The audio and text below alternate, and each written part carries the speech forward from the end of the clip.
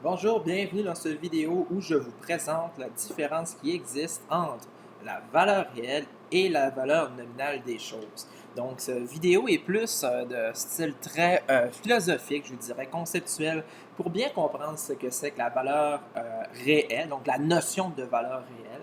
Donc, sans plus tarder, on va commencer avec une petite définition. On va dire que la valeur réelle des choses, c'est simplement une valeur exprimée par rapport, ou plutôt en termes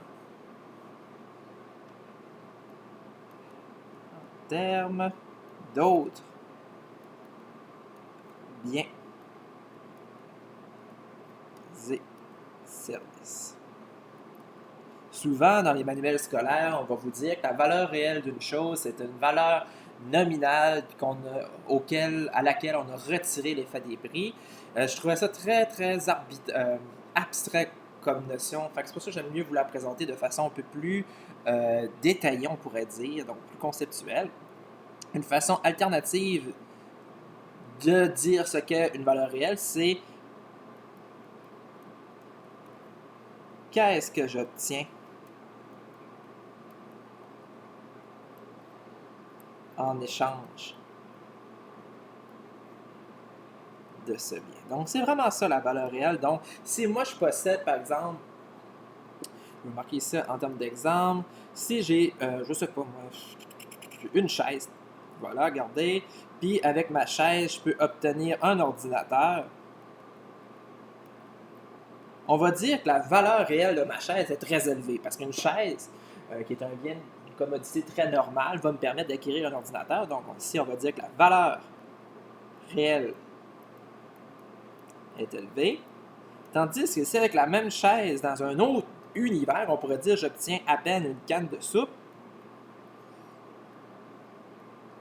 plutôt un Pepsi, bien très commun, on va dire qu'elle a une valeur réelle faible. Puisqu'elle me permet d'acheter moins de choses ou des choses qui ont moins de valeur. Donc, pour aider à conceptualiser ce que c'est que la valeur réelle, on va utiliser un exemple fictif dans lequel moi, Jean-Philippe Boutin, je suis un vendeur d'oranges. Donc, JP Orange, moi, je vends des oranges et je vais me rendre sur un marché public où je vais avoir un vendeur de tomates ainsi qu'il va y avoir un vendeur de piments. Donc, vous voyez un peu venir, j'ai ma belle caisse d'orange ici. Je m'excuse pour les dessins, là. J'ai pas de talent dedans, mais c'est pas grave. Donc, j'ai une caisse d'orange que j'ai produite cette année, de la sueur de mon front. Voilà, beaucoup d'oranges. Je me rends sur le marché public en question. Je vais voir le vendeur de tomates et je lui dis: Hey, vendeur de tomates, qu'est-ce que tu es prêt à me donner en échange de mon orange? Cette année, le vendeur de tomates a été très chanceux. Il a fait une belle récolte. Il ne faut pas oublier que la notion de rareté rentre en ligne de compte ici. Hein? Donc, il dit: Ah, écoute, c'est pas compliqué, JP. Cette année, j'ai une bonne récolte. Je te donne 2 tomates en échange de ton orange. Excellent. Nous venons d'établir quelle est ma valeur réelle de mon orange par rapport aux tomates. Donc, bonne nouvelle, si je donne une orange, j'obtiens 2 tomates. Excellent. Je me fais une petite feuille. Je dis: Bon, ben, un orange, c'est égal à 2 tomates. Je veux m'en souvenir. Parfait. Maintenant, je vais voir le vendeur de piment. Je dis: Hey, vendeur de piment, toi, comment ça a été cette année? J'aimerais savoir si je te donne une orange, qu'est-ce que tu me donnes pour? Ben, il dit: Cette année, j'ai vraiment eu une très, très, très belle récolte. Les champs ont été productifs. J'ai bien travaillé ma chose. Donc, je te donnerai 4 piments en échange d'une orange. Ah! Ben, pas fou. Un orange, ça me donne 4 piments. Ah, je suis bien content. Bon, là, on vient d'établir la valeur réelle qui existe en termes. Donc, mon pouvoir d'achat de mon orange, c'est soit 2 tomates ou 4 piments. La question que je vous pose, c'est: bon, ben, c'est quoi d'abord la valeur réelle entre. C'est quoi la valeur d'une tomate par rapport au piment? Ils ne sont pas allés voir. Ben, en toute logique, si je sais que j'ai une orange pour deux tomates, donc j'ai 2 tomates pour une orange, puis que j'ai une orange pour 4 piments, ben, en temps normal, on devrait avoir 2 tomates pour 4 piments. Donc, ceci revient à dire que pour une tomate, je serais normalement supposé avoir 2 piments. Façon de représenter le tout, une orange, ça me donne, on sait bien, 2 tomates. Puis on sait que la même orange va me procurer 4 piments. Donc, en toute logique, 2 oranges. Donc, tout ce que j'ai à faire ici, c'est à dire que ça, c'est équivalent. Donc, une tomate va, dans les faits, me donner 2 piments. Oups, c'est pas en vert. Voici mes 2 piments. Donc, voici l'équivalence établie. Une tomate, 2 piments. Donc, ici, on vient d'établir la valeur réelle entre, en fond, ces 3 choses. Donc, cette relation, ils ont toutes les 3 la même valeur relative. C'est le même pouvoir d'achat. Donc, que vous ayez 2 tomates, vous pouvez vous acheter la même chose. En fait, avec 2 tomates, tu as le même pouvoir d'achat qu'une orange. Puis tu as le même pouvoir d'achat que 4 piments. Puis 4 piments, ben, tu peux t'acheter les mêmes choses qu'avec 2 tomates, excusez-moi, puis la même chose qu'avec un orange. Donc, ce cercle-là a la même valeur réelle. Donc, pourquoi, par exemple, on n'aurait pas pu dire que, ben, écoute, c'est pas compliqué, le vendeur de tomates va voir le vendeur de piments, puis il dit, écoute, on va faire une autre situation, là. Donc, c'est la situation fausse, on va dire, d'emblée, je vous le dis. Supposons plutôt que le vendeur de piment dit, écoute, je te donne un piment, tu me donnes une tomate. Supposons que c'est ça la relation. Là, il ne faut pas oublier que l'autre relation, c'est que pour une orange, j'ai 2 tomates, et pour la même orange, j'obtiens 4 piments. Ben, moi, je suis pas fou, là. Je suis pas plus fou qu'un autre en tant que vendeur. Là. Je vais prendre mon orange, je vais aller chercher mes 4 piments, puis avec mes 4 piments, je vais utiliser cette relation-là pour obtenir 4 tomates. Puis on sait qu'avec cette relation-là, cette fois-ci, mes 4 tomates vont me donner 2 oranges. Donc, j'ai réussi à récupérer un orange dans le détour. Fait que je suis pas plus fou qu'un autre. Moi, dans la vie, j'aime ça faire de l'argent. Mais disons que maintenant, avec mes 2, maintenant, ce que je vais faire simplement, je vais dédoubler cette relation-là. Parce que maintenant, avec mes 2 oranges, je peux avoir 8 piments, qui vont donner 8 tomates, qui vont m'en donner exactement 4 oranges. Et vous voyez le processus, là, je pourrais faire ça de manière infinie. Donc, c'est pour ça que ça ne pourrait pas tenir. C'est que les vendeurs se rendraient compte, en fait, qu'il y a un gain à faire, puis puisqu'on est dans une situation de concurrence parfaite, ou du moins qu'il y a une forte concurrence et de négociation entre les joueurs, la seule possibilité qui existe, c'est cette équivalence-là. Celle qui est marquée ici, là. 4 piments. Ah, je vais juste le souligner, parce que... Donc, 4 piments, en fait, c'est l'équivalence qui est ici. 4 piments me donne un orange, 2 tomates, ou plutôt, dans ce cas-ci, une tomate me donne 2 piments. Donc, c'est la seule équivalence possible. Donc, l'autre question, maintenant, qu'on va se poser, c'est à quoi sert la monnaie? Parce que le système que je viens de vous présenter ici, ce système-là, c'est un système de troc. Il n'y a pas de monnaie là-dedans. Puis on vient de parler de valeur réelle. Donc, à quoi sert la monnaie? Eh bien, la monnaie, là, ben, dites-vous là, qu'un billet de banque, là, c'est juste un autre bien et service. C'est juste un autre bien. Là, on parle d'un billet de banque, mais historiquement, ça répète un lingot d'or, ça répète une patate, ça répète des roches. Mais l'avantage qu'on a avec un billet de banque, c'est que, ça se préserve dans le temps. Ça se préserve dans le temps. Parce qu'évidemment, mon orange, dans 2 semaines, je ne suis pas sûr qu'elle va être très belle. Puis encore moins avec les tomates, puis les piments. Puis ça va être encore pire avec la fameuse banane qui, 1 heure après, est déjà tout pourri. Donc, ça se préserve bien dans le temps. Après ça, tout le monde le veut. Tout le monde est prêt à l'accepter comme comme monnaie d'échange, comme bien d'échange. Parce que si le vendeur de tomates veut rien savoir des piments de l'autre, ben l'équivalence entre les trois ne tiendrait plus. Donc, ça se présente dans le temps, tout le monde l'accepte. Donc, c'est pour ça que ça sert. C'est vraiment pratique. Puis, vu que c'est un bien, bien évidemment, il va toujours avoir une offre, puis il va y avoir une demande pour de la monnaie. Donc, soit les gens veulent plus d'argent dans leur poche, ou ils en veulent moins, ou on veut nous faire plus d'échanges, donc on va avoir besoin de plus de monnaie, moins de monnaie, etc. Et ceux qui s'occupent de l'offrir, généralement, ce sont les banques. Les banques privées, les banques gouvernementales, puis ceux qui la demandent, c'est souvent les consommateurs et les entreprises. Donc, une offre et une demande, comme tout bien, comme tout service. Donc, je vais juste reprendre le petit cercle que j'ai ici, le cercle vertueux, voilà. Je vais le reproduire ici.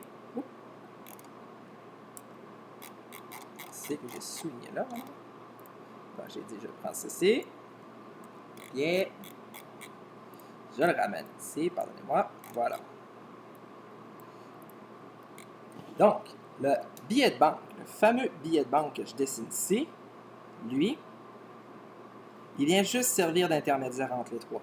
Puis, pour la même raison que j'expliquais ici, donc, juste pour que vous puissiez voir, je vais juste changer mon crayon. Donc, pour la raison que j'expliquais ici, l'espèce de phénomène d'équivalence entre tous les biens et tous les services, la monnaie doit la respecter également, sans qu'on va être en mesure de refaire le même processus que celui-ci, donc faire de l'argent à l'infini. Donc, ici, on dit que si une orange vaut 1 $, oups, c'est pas la bonne couleur. Donc, si un orange vaut 1 $, logiquement, 2 tomates doivent valoir 1 $, et logiquement, 4 piments doivent valoir 1 $ aussi. Donc, avec ce même dollar, 2 tomates me permettent de me procurer 1 $, 4 piments, 1 $. Donc, le fameux dollar qu'on voit ici, plutôt dans mon cercle, c'est ce qu'on appelle la valeur nominale. Donc, c'est la valeur que vous allez voir sur les tablettes d'épicerie carrément. Donc, vous allez aller chez IGA, vous allez voir qu'une orange vaut 1 pièce. Ici, vous n'allez pas voir 2 tomates, mais plutôt une seule tomate va valoir 50 sous. Et vous allez voir que 4 piments, ici, va valoir 25 sous. Donc, 1 $ divisé par 4, c'est 25 cents par unité. Donc, c'est ce que vous allez voir à l'épicerie. C'est ça, la valeur nominale. Ce sont des prix qu'on appelle dits courants. Donc, c'est ceux que vous voyez sur les tablettes en ligne. Donc, c'est les prix pratiqués. On va rarement voir la valeur réelle des choses. Donc, on va juste supposer quelque chose. Je vais juste remettre ça ici. Supposons que cette équivalence est valable pour 2010 et qu'en 2020, soit 3 ans plus tard, pour une raison qu'on ignore pour le moment, la monnaie est moins rare. Donc, il y en a plus en circulation, c'est plus facile de se procurer de l'argent. Donc, ce qui valait autrefois 1 $, vaut maintenant 3 $. Parce qu'il ne faut pas oublier que, dans le fond, que les 4 piments, s'il vaut 3 $, les 2 tomates doivent valoir 3 $ et l'orange doit valoir 3 $ également. Donc, ici, ce qu'on remarque, c'est que de 2010 à 2020, les prix ont fait x3. Mais l'équivalence, donc les prix nominaux, ont fait x3, mais les prix réels, plutôt la valeur réelle, elle est demeurée la même. Oups, je ne savais pas tout dire ça. Elle est demeurée la même. Donc, la rareté de l'orange, la rareté de la tomate, la rareté du piment exprimé un par rapport à l'autre n'a pas changé. Le seul élément qui a changé ici, c'est ici. C'est la valeur relative de la monnaie par rapport à tous les autres biens et services. Ça, mesdames et messieurs, c'est l'inflation. Donc, une augmentation de la monnaie en circulation conduit à une augmentation du niveau des prix. Donc, voici la différence qui existe entre la valeur réelle et la valeur nominale. La valeur nominale, ce sont les prix qu'on voit sur les tablettes. La valeur réelle, c'est la valeur exprimée entre les différents biens et services de notre économie. Et on va se servir de la monnaie pour établir une équivalence entre tous les biens et services. Donc, pourquoi utiliser la valeur réelle dans ce cas-ci? Bien, simplement parce que c'est elle qui mesure, ce qui est très important, votre pouvoir d'achat. C'est ça au final qu'on veut savoir. Parce que l'exemple typique que je pourrais donner que je ne veux pas savoir, c'est que par exemple, en 2010, je ne sais pas, moi, je gagnais 1000 $, je suis tout content. En 2020, écoute, j'ai tout qu'un bonus, je gagne maintenant 3000.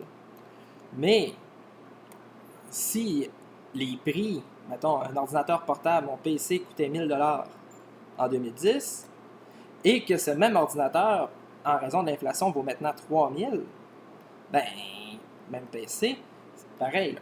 Vous comprendrez qu'au final, mon pouvoir d'achat est demeuré le même. Donc, en termes de capacité de vie, en termes de ce que je peux me procurer, j'ai accès au même panier et aux mêmes quantités de biens et services. Donc, c'est ce qui conclut la vidéo sur la différence qui existe entre la valeur nominale et la valeur réelle. On va se servir de ces deux concepts-là par la suite dans d'autres vidéos pour, entre autres, comparer la valeur des choses à travers le temps, mais aussi évaluer c'est quoi la valeur réelle des affaires, entre autres en utilisant un indicateur que je vous ai présenté dans la vidéo précédente, qui est celle de l'IPC. L'IPC, je vous le rappelle, reflète la valeur d'un panier moyen des habitudes de consommation des ménages. Donc, on va utiliser cet indicateur-là pour éliminer l'effet des prix.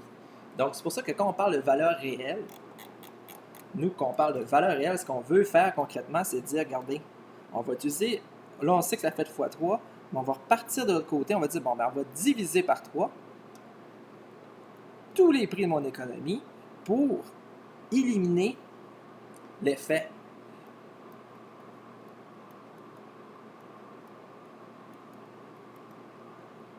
de l'inflation. Donc, on va diviser par 3 pour complètement éliminer évacuer l'effet de l'évolution du niveau des prix, parce que moi, en tant qu'économiste, ou même vous, en tant que citoyen, ce qui est plus important à savoir, c'est pas de savoir est-ce que j'ai plus d'argent dans mon compte en banque, c'est de savoir, avec l'argent que j'ai présentement, est-ce que oui ou non, je suis capable de me procurer plus ou moins de choses. Parce qu'on va voir des cas d'hyperinflation où les gens sont rémunérés en milliards de dollars. Mais avec 15, 20 ou 35 milliards de dollars, ils ne sont pas capables de s'acheter une chemise. Donc, vous voyez l'importance de distinguer la valeur nominale avec celle de la valeur réelle.